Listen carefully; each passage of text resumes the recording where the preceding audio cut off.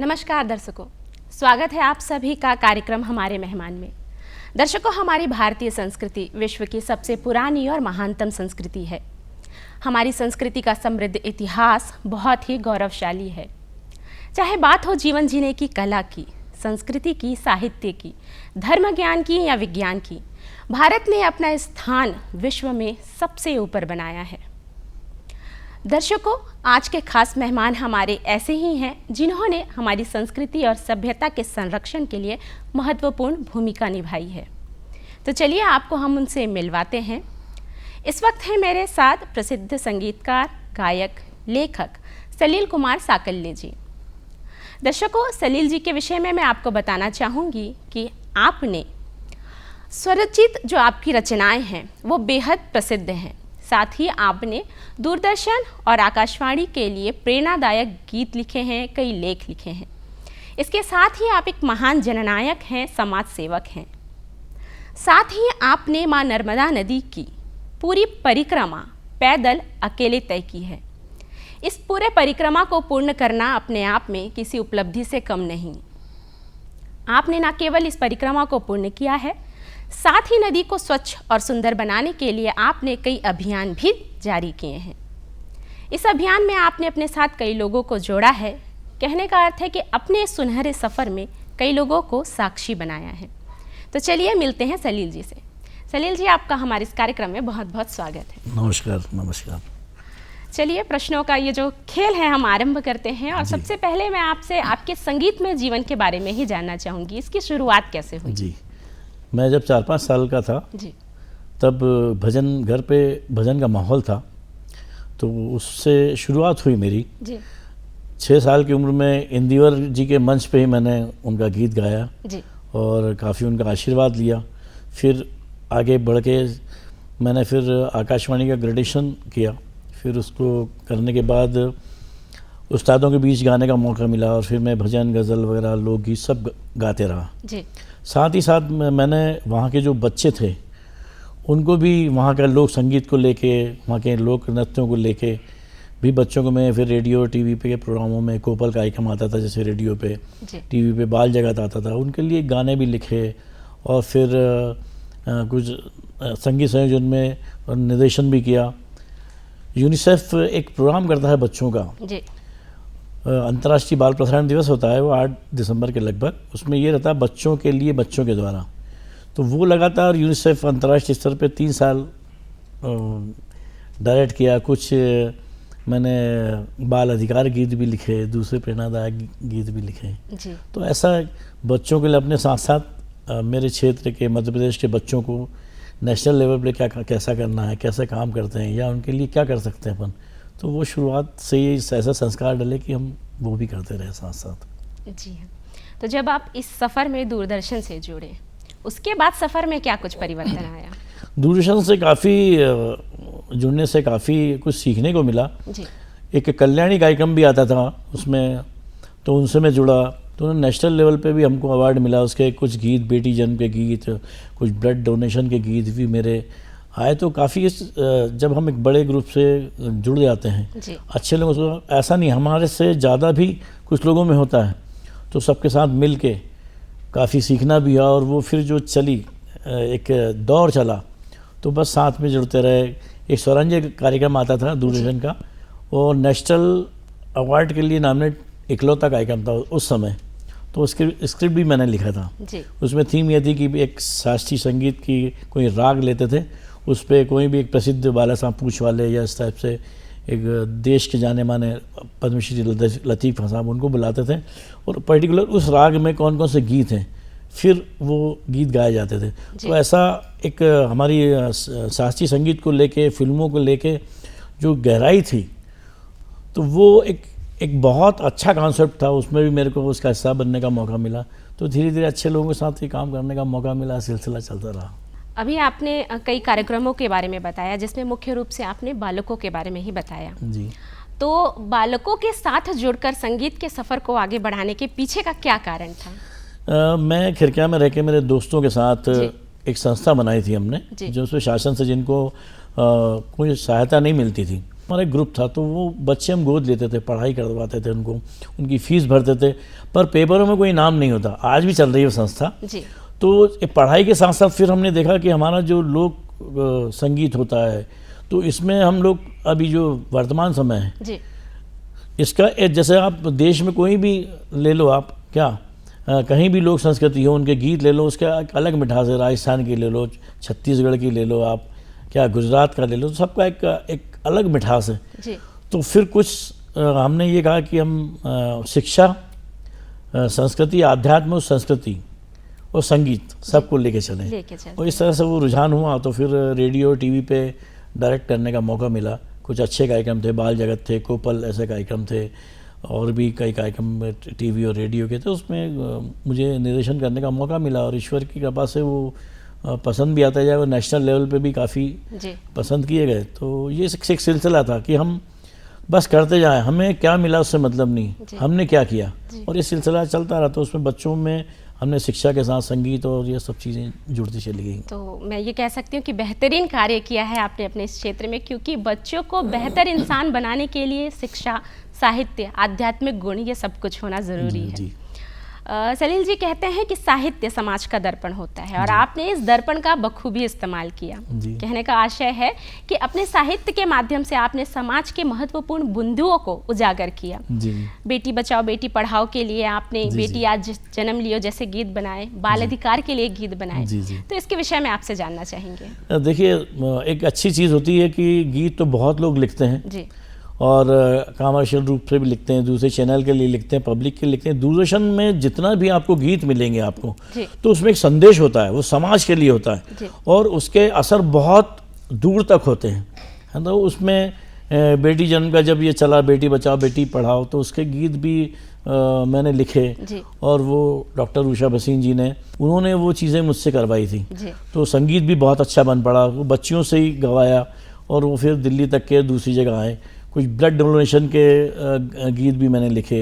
बाल अधिकार देखते हैं आपकी, ये चीज़ें मिलती नहीं हैं, तो वो सब गीत इतने अच्छे हो पड़े थे कि वो नेशनल तक के गए, और अंतर्राष्ट्रीय स्तर पे भी उनका प्रसारण हुआ। तो ये चीज़ें होती, करते करते करते कुछ सब चीज़ें होती चली गई, और एक कारवां बढ़ता गया। जी हाँ। आज के युवा पीढ़ी से आप क्या कहना चाहेंगे, जो अपनी सनातन संस्कृति, इन लोक संस्कृतियों से जो विमुख हो रहे हैं, उन्हें पुनः हम इस मार्ग में कैसे ला सकते हैं? देखिए, आप देख रहे हो इतने चैनल पे इतने प्रोग्राम चल रहे हैं जी, पर सैकड़ों लोग आए जी, लेकिन तीजन बाई, रितु वर्मा, इनको आज भी जान रहे हैं लोग जी। तो ऐसा नहीं है। आज तीजन बाई जैसे छत्तीसगढ़ी उसमें थी, उनका प्रतिनिधित्व रितु वर्मा कर रही थी। रितु वर्मा एक ठेठ देहाती गाँव की वो थी जी। कई प्रोग्राम में मैं गेस्ट भी रहा उनके साथ। तो उसमें ये था कि उन्होंने अपने जो पारंपरिक विधा को लेके बढ़ी हैं वो जी। और 13 साल की उम्र में उनको जापान जाना पड़ा जी। और तब स्थिति ऐसी थी कि जब फ्लाइट से गए तो उनको ये भी नहीं था कि वापस उतरेंगे, रोने लगी वो। तो ऐसा नहीं है, आप अपने लोक संगीत को लेके, अपनी परंपराओं को लेके भी आप विश्व स्तर पे आप नाम कमा सकते हैं, और उसका अलग महत्व है। आप किसी की फिल्मी गाने दूसरी गा के आप उसकी प्रसिद्धि नहीं ले पाएंगे, या अपने को आपको स्थापित नहीं कर पाएंगे। वो लोक संगीत और लोक यज्ञ को लेके यदि चलेंगे तो निश्चित तौर से आप, यदि आपका समर्पण रहेगा तो आप अपने छत्तीसगढ़ हो, अपने देश हो, उसका नाम पूरे विश्व में आप स्थापित कर सकते हैं। बहुत खूब। जैसा कि आपने अभी ही कहा है कि हम अपनी लोक संस्कृतियों के साथ भी विकास कर सकते हैं, तो अब मैं आपसे जानना चाहूँगी कि आपके आंचलिक लोक संस्कृति के विकास के लिए आपके क्या प्रयास रहे? मैंने कई वहाँ के गीत लिखे जो नेशनल पे भी गए हैं, कुछ नृत्य भी थे, बच्चों को लेके किए। और वहाँ के तो क्या होता है, जैसे निमाड़ी होती है, दूसरी भाषा है, तो उसमें आप लेके जब कुछ आप करेंगे उसके लिए काम, तब चीज़ वो कल्चर वहाँ का, वहाँ की मिठास है, वहाँ की मिट्टी की खुशबू, वो आप तब बिखरती है जी। तो जिसमें आपका खुद का अपना हो जी, वो आप जैसा कहते हैं ना कि खन की खनक रखते हैं, मिट्टी में फलक रखते हैं, मिट्टी की महक रखते हैं। हम सूरज नहीं, जुगनू ही सही, पर गहरे अंधियारों में अपनी चमक रखते हैं। तो हमारी लोक संस्कृति, हमारे लोकगीत, हमारे साहित्य, इसका एक अलग ही महत्व है। जो आप कई सूरज में जाओ, कितने सूरज उसके आगे फीके हैं जी हाँ। तो ये बहुत बड़ी चीज़ होती है। बस शर्त यह है कि आप उसके प्रति कितना डिवोटेड हैं जी। साथ ही सलील जी, मैं आपसे जानना चाहूँगी कि आप बेहतरीन गायक हैं, पर विशेषकर आपने भजन को ही चुना, तो ऐसा क्यों? भजन देखिए साहब, ये कहते हैं कि जब जब भी नाद बर और नाम ब्रह्म का एकाकार हुआ, वहीं परम ब्रह्म का प्रागट हुआ है। जी तो भजन एक शब्द है, शब्द भी ब्रह्म है और नाद भी ब्रह्म है। जी ये कभी ब्रह्मांड में नश्वर नहीं होता।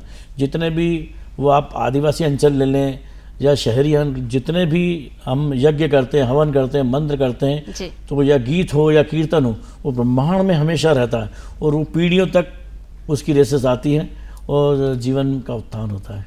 जी हाँ तो अंततः हमारे जीवन का उद्देश्य यही है ना कि हम आध्यात्म को प्राप्त करें, उस ईश्वर की सत्ता तक उसको महसूस करें। तो भजन ही एक ऐसा माध्यम है, जैसे मीराबाई जी भजन कीर्तन के माध्यम से ही ईश्वर को उन्होंने उसने पाया प्राप्त किया। जी तो तुलसीदास जी, टुकड़ो जी महाराज, जितने भी संत हुए, तो वो नाद ब्रह्म को और नाम ब्रह्म को पकड़ के ही उस परम ब्रह्म का उन्होंने प्रकट के में विलीन हुए या उसकी प्राप्ति की है, उसका एहसास किया है। जी बहुत तो बढ़िया। भजन एक बहुत अच्छा माध्यम है ईश्वर तक पहुंचने का। अब मैं आपसे जानना चाहूँगी, जैसा कि आपने अपने उत्तर में बताया कि कुछ बच्चों को आपने गोद लिया है, जी उनकी शिक्षा दीक्षा की जिम्मेदारी आपने ली जी, है, जी। तो इस पर थोड़ा प्रकाश डालिए, हमारे दर्शकों को बताइए। क्या होता है, बहुत से बच्चे बहुत टैलेंटेड होते हैं, जी पर कुछ ऐसी जाति के होते हैं जिसमें शासन की उनको सहायता नहीं मिल पाती या वो लेना नहीं चाहते हैं, जी या कुछ ऐसे होते हैं कि जो जैसे किसी को सहायता लेनी है लेकिन वो कह नहीं पाते। जी तो हम लोगों ने ऐसा, सब दोस्तों ने एक टीम बनाई, तो सब लोग मिले उसमें। फिर हमने सोचा कि हम क्या कर सकते हैं इनके लिए। तो उनकी पढ़ाई के लिए पैसे इकट्ठे करते थे, उनकी ट्यूशन देखते थे, हम फ़ोन करते थे, साहब इनको आप ये करिए, एडमिशन दीजिए, कोचिंग में करिए। तो ये कैसा करके पढ़ के कई बच्चे आ गए हैं, अब वो उन दूसरे बच्चों को गोद लेके बढ़ा रहे हैं। तो एक सामाजिक जागृति भी है और हम समाज में यदि सक्षम हैं जी तो हमें ये करना चाहिए कि आप दूसरों के लिए क्या करते हैं। ये तो इंसान का जीवन आप एक बार मिला है, जी। व्यर्थ से जाएगा। जी आपके समाज के प्रति आपके उत्तरदायित्व क्या है, कर्तव्य क्या है, ये भी आपको पता होना चाहिए। जी तो वो सब कुछ ऐसे माध्यम से धीरे धीरे प्रयास है पूरी टीम के साथ, दोस्तों के साथ। जी हाँ, उनमें से कुछ बालिकाओं के आपने विवाह भी करवाए हैं। जी जी बिल्कुल। कई बच्चियाँ ऐसी थी कि शादियां भी सामूहिक से की, उनकी काफ़ी कुछ दिक्कतें थी। जी तो पर हमने ऐसा नहीं कहा, जैसे किसी को गोद हम लेते थे जी तो उसमें किसी का नाम नहीं होता था, कोई पेपर कटिंग नहीं होती थी।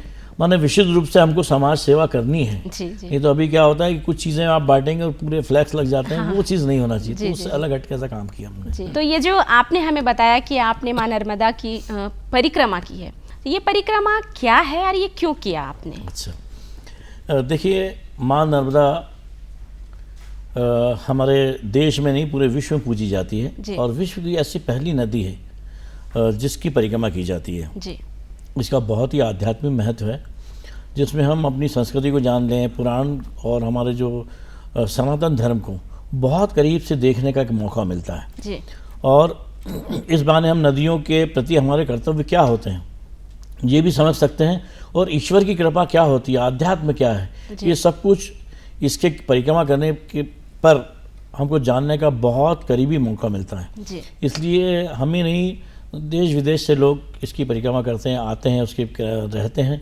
और ये परिक्रमा करते हैं। जी। तो आपने इस परिक्रमा के लिए कोई विशेष उद्देश्य चुना था?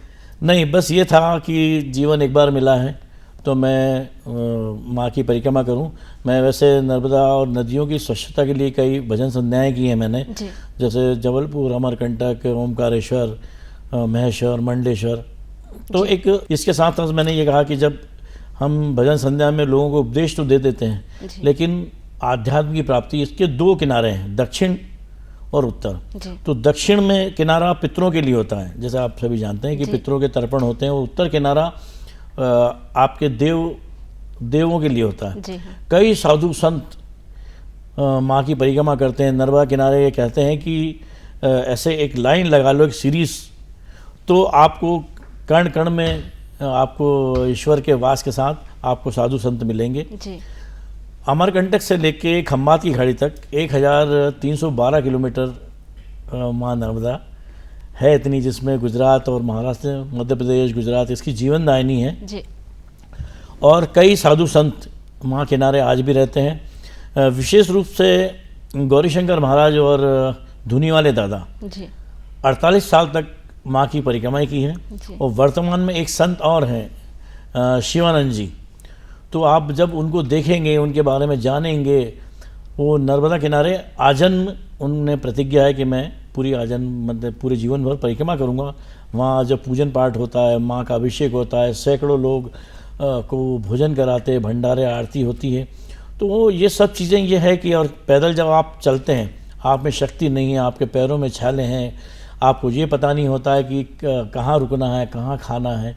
तो ये सब चीज़ें अचानक प्रकृति दत्त आपको मिलती जाती है, तो आपका विश्वास भी बढ़ता है। फिर पुराणों में जो उसका महत्व है, वेदों में है, जो स्कंद पुराण में है, तो वो सब चीज़ों को जानने का आपको मौका मिलता है। जितने तीर्थ हैं, जो घाट हैं, कई किनारे आके अपने पितरों का तर्पण किया, तो वो सब चीज़ें आपको वो स्थान एक दस्तावेज हैं। और ये पीढ़ियों के लिए एक बहुत बड़ी बातें हैं कि वो सब आप देख पाएंगे जो पुराणों में लिखा है। जी हाँ, तो इस परिक्रमा को पूर्ण करने में आपको कितना समय लगा? साथ ही मैं चाहूँगी कि आप हमारे दर्शकों को ये बताएं जो ये सोच रहे हैं कि वे भी इस परिक्रमा को करना चाहेंगे, तो मार्ग में क्या व्यवस्थाएं होती हैं, आश्रम कैसे हैं, कौन कौन से तीर्थ स्थल हैं?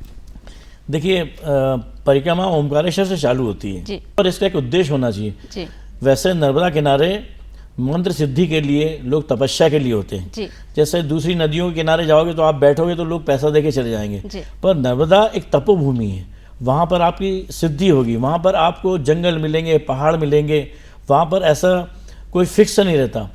और आपको उस परिक्रमा को अपनी बांटें, जैसे अपन ओमकारेश्वर से चालू करते हैं, तो ओमकारेश्वर से हम जाते हैं समुद्र तट। समुद्र तट से फिर नेमावर नाभि स्थल तक के आएंगे। फिर नाभि स्थल से जहाँ पे माँ का उद्गम स्थल है अमरकंटक, और अमरकंटक से फिर आपको यहाँ पर आना है ओमकारेश्वर। फिर जल चढ़ा के ओमकारेश्वर और ममलेश्वर को जब आप जल चढ़ाएंगे तब परिक्रमा पूरी होती है। इस बीच जब हम निकलते हैं तो परिक्रमावासी 30-35 किलोमीटर चलते हैं। कहीं सदाव्रत है, कहीं अन्य क्षेत्र है।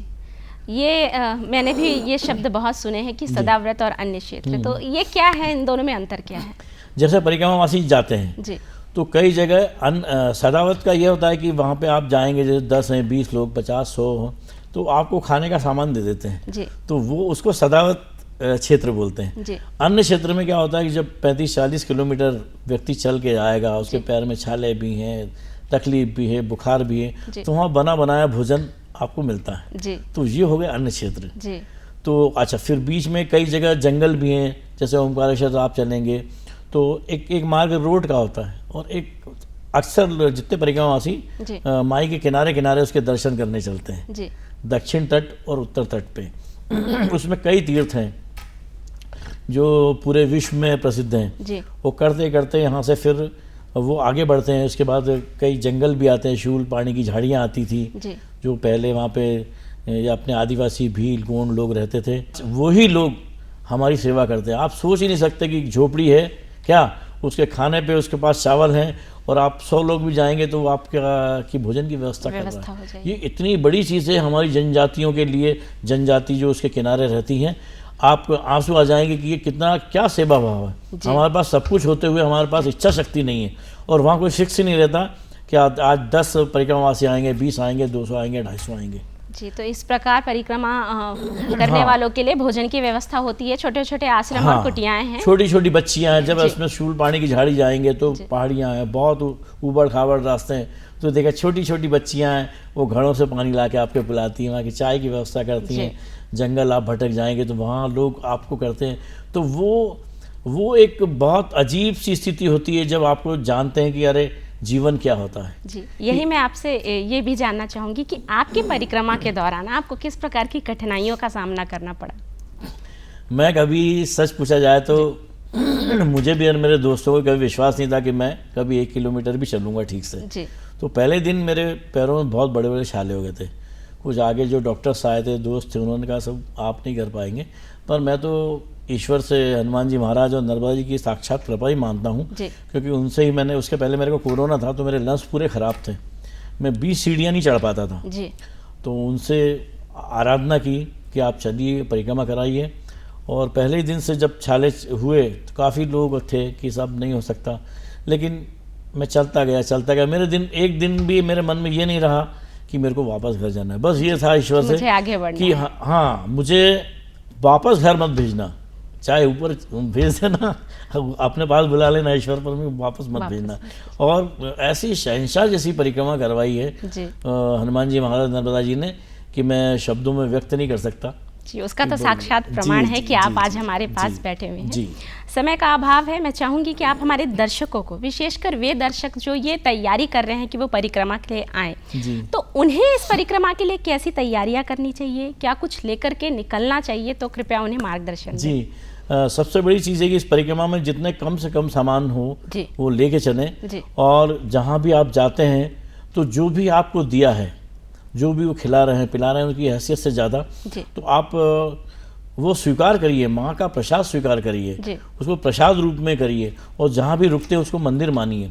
कई जगह मैं ये कहूँगा कि नर्मदा के कोहिनूर हैं ये लोग, जिन्होंने ऐसी ऐसी सेवा कर रहे हैं। जैसे यहाँ से अपन निकलते हैं तो महेश्वर के सामने माकड़ खड़ा है, वहाँ पे बीच में रास्ता नहीं है। सियाराम बाबा जो 109 साल के हैं, उसके बाद भी 10 रुपये लेते हैं, और सैकड़ों लोगों की वो व्यवस्था रुकने की, खाने की करते हैं। एक मिस्टर आलोक डोंगरे जी हैं माकड़ खड़ा में, हज़ारों लोगों के रुकने की व्यवस्था की है। उधर समुद्र पार करके जब आते हैं तो मंडलेश्वर में सुरेश मोहदे हैं, उनके बेटे विश्वदीप मोहदे हैं, और रत्नदीप मोहदे हैं।